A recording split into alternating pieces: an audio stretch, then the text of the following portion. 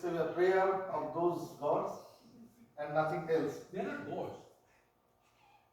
What are these? So in this case, we are going to club the transition metal oxide nanostructures and that how it will be supportive to the sustainability or before reaching to SIVA, how to sustain. So transition metal oxides, and they are very much useful for sensing like early protection or energy and catalytic application.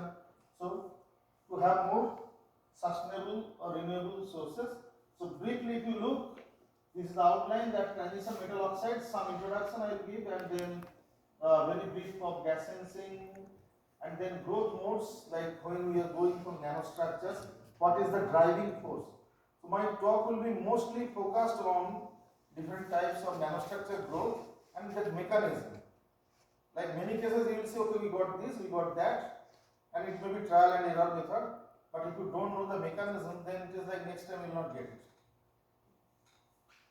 So that way, this growth mode part will be there, and all the metal oxides, whatever I will be presenting here, that is grown on physical growth route.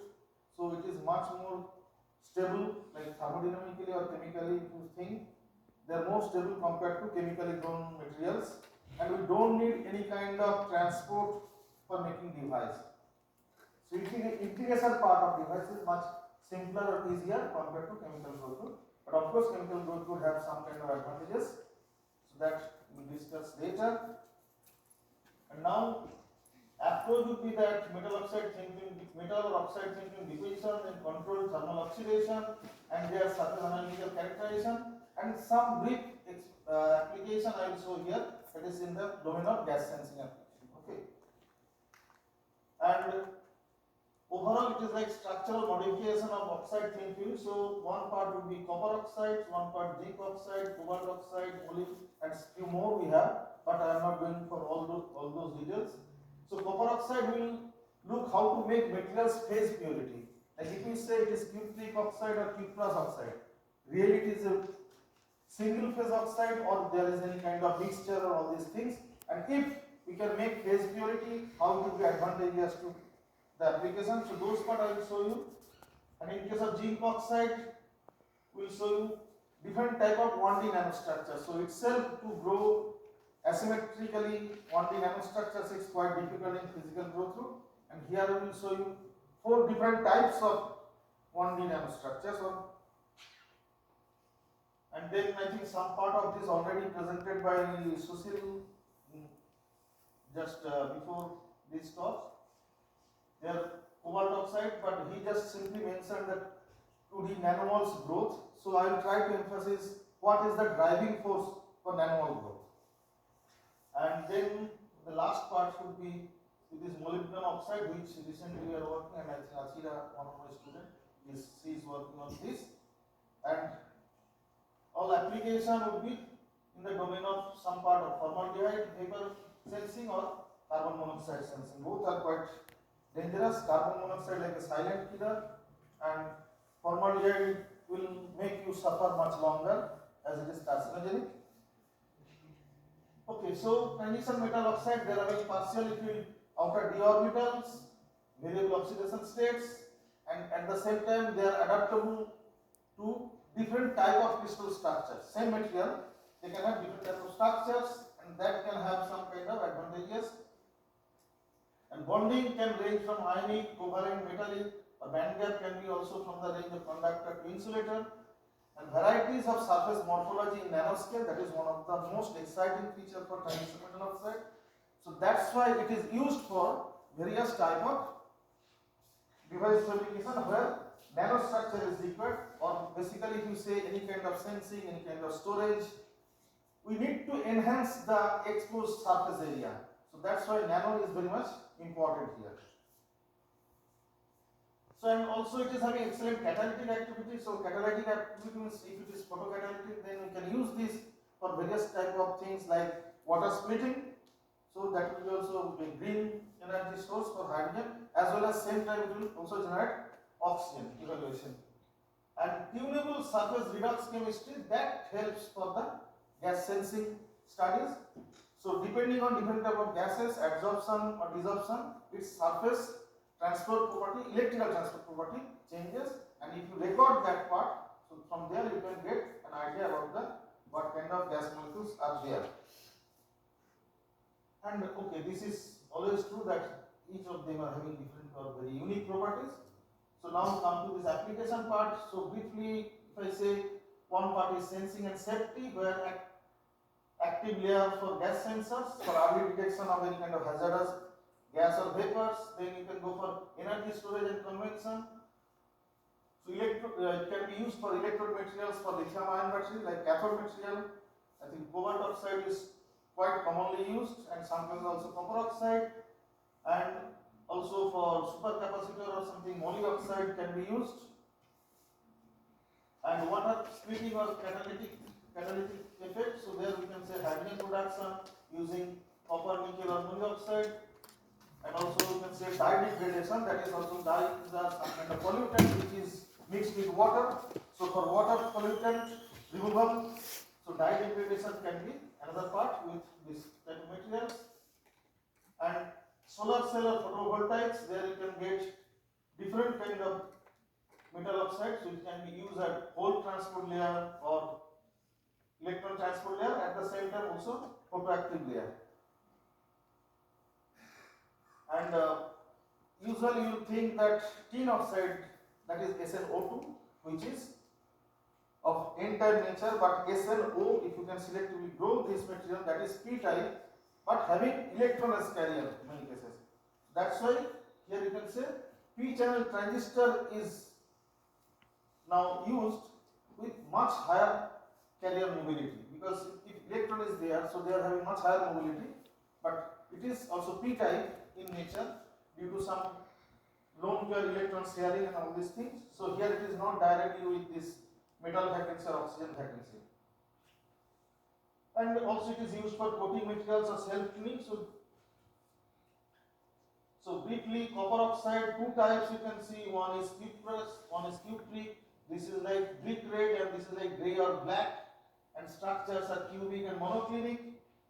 So I don't spend time here much. So this is for the zinc oxide. Again you can see it is having hexagonal structure and it is having band gap quite high in the UV range. So from that you can see it can be either UV detector or UV source. If you can, and also it is having piezoelectric behavior, which you can say nano generator or cell phone, this trace contact that can be used here. And zinc oxide, one of the exciting things is that it is appearing in varieties of nanostructures.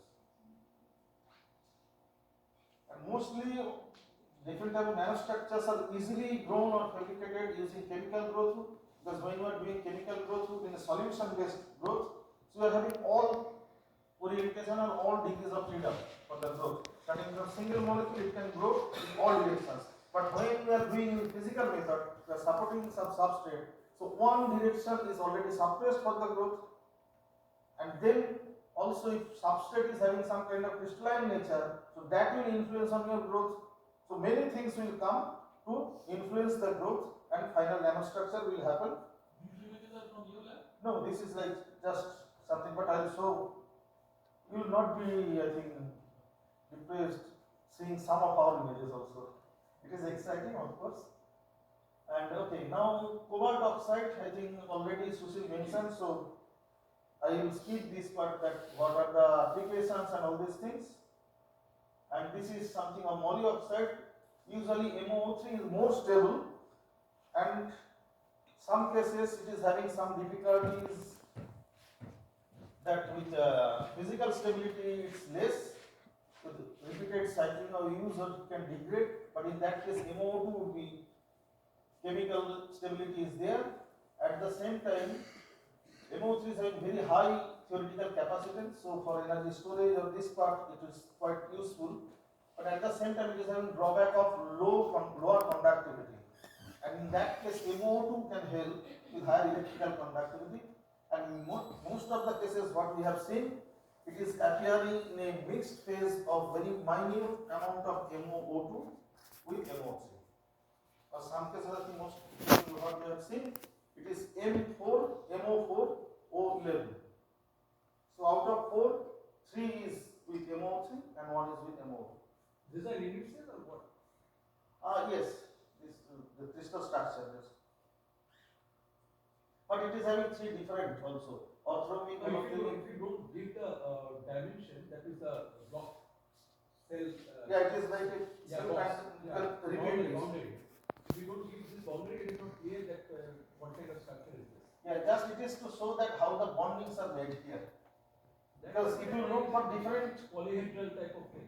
Yeah, but if you go for orthorhombic, monoclinic and hexagonal, your boundary will flip. But in that sense, I think MO2 is more stable, it is monoclinic. Okay, this is like, I think this part I will say, just here I will emphasize that when you have a p-type material and you have some kind of gas which is reducing gas, how it will behave and how your surface conductivity or transport property will change here. So now this is copper oxide which is p-type material and it is exposed in air. So some ambient oxygen molecule will come and that will trap all the electrons on the surface. Because even if it is p-type, there will be some minority carrier of electrons. So if that is suppressed by or that is frozen by the ambient oxygen, then what will happen? The amount of free hole or which is there, that will be more, or there will be accumulation of hole, because some of these minority carriers or electrons they are trapped. So that way it will have more hole for the transport and the resistivity will drop. So now when some reducing gas or carbon monoxide is there, then what will happen? They will take the oxygen molecule from that and they make the reaction. So again electron will be released to the surface, and as soon as electron will be released, so there will be electron-hole combination. So number of effective hole will drop. So your resistance will increase. So now just measuring that part, we can selectively detect various gases. So this is an example of, and if it is N-type like ZNO or tin or something, so just opposite thing will happen, because N-type material the majority carrier is electron. If electron is trapped, so resistance will increase, and as soon as interact with some reducing gas is there, so they will take the oxygen molecule off. So again electron will be released, so carrier concentration will increase and conductivity will increase. So this is basic mechanism. Now come to growth mode. So growth mode means how perfectly you can grow some material, whether it will be like island type, whether it will be like layered type or all these things. So that can be controlled, one thing, by the thermodynamics. So here you can see some kind of structure can be stabilized by this surface free energy, whereas in other case, and I think 3 different types are there with surface free energy and thermodynamics, and at the same time you can also control it by kinetics. So there you can see layered growth, step flow or different type of things. So here it is stabilized by the surface diffusion. So how much energy you are providing, whether you are restricting them to diffuse for long distance or not, depending on that morphology can change.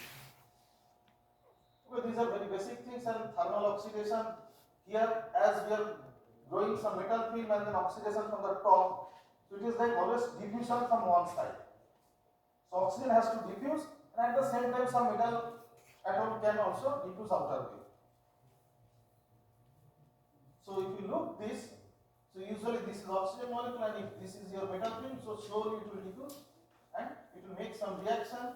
So what will happen? Initial oxide layer, which is formed at the very top surface, that will act as a diffusion barrier, and then if you increase the temperature or duration, it will be getting faster or slower. Okay, now come to this thermal oxidation of copper film. So here what we can see, that up to certain temperature 250, almost there is no oxidation, and up to 320 if you oxidize this material, and even for several days only one oxide phase you can see, that is cuprous oxide, and if you only increase the temperature, then you can see the other phase. So that way with thermodynamic equilibrium, below certain temperature you can get one phase, above certain temperature you can get the other phase. Thermodynamic equilibrium means you are giving maximum freedom, maximum time, so only the minimum energy or reactivity gives free energy, that will decide at what phase it will be. Okay, so if you think, if you see this diagram, so you can see initially it is like pure copper, then there is around 150 or 170 oxygen starts, and around 320 up to that it is cuprous, then Q3. Okay, now with grain size, if you think this is copper film with some grain, and in a single grain you can see different location cuprous oxide formation starts, and then they slowly grow with more grain boundary. Now if we take second phase of cupric oxide formation, from single grain of cuprous, again same procedure is followed. That's why you will see average grain size is dropping from one to other. And the surface oxidation mechanism, if you think, so this was native oxide at room temperature, then oxygen diffuses, it needs some kind of minimum energy to overcome this barrier, and then finally it will reach to this cuprous, and that will continue if you give sufficient time and diffusion length. Yeah, maybe few more minutes. Okay, so now I think this gas sensing part will skip, and here you can see that copper oxide with different oxidation temperature, it has different kind of sensitivity, and when we oxidize at very low temperature but in cupric phase, so close to 320, which is 350, that is showing maximum sensitivity, whereas if you go for zinc oxide, it is reverse. And okay, this is the summary of one part, I will say, copper oxide, and this part I will show that, okay, then I will maybe stop. So this is zinc oxide nanostructures. What you can see at higher temperature it is going from asymmetric growth, and these nano rods or some nano wires, they are having particular orientation, and that is determined by lattice plane and its free energy. And if you see three different kind of planes I am showing, so they are having very different energy. These two are quite close compared to this C plane. So that's why usually the surface or something will try to avoid this surface. So if it is avoiding this surface, these two will be there. That means it will grow vertically, and where this plane, okay, here I think, okay. So nanowire growth. So this model we proposed in this paper recently published. So basically it is C-axis growth, and zinc is diffusing through the core, but inside at the center there is a screw distribution. Because ZNO is having hexagonal structure, it is going like this, stacking spirally, and at the center there is a screw distribution, through that zinc is outflowing. And okay, I think these are from our labs. So different type of ZNO nanostructures, you can see nano belt, nano wire, nano needle or nano rod, and it is also quite selectively sensing all sensing formaldehyde. Nano belt has very fast recovery and most selective, you can say, whereas nano needle is with fast response and most sensitive things.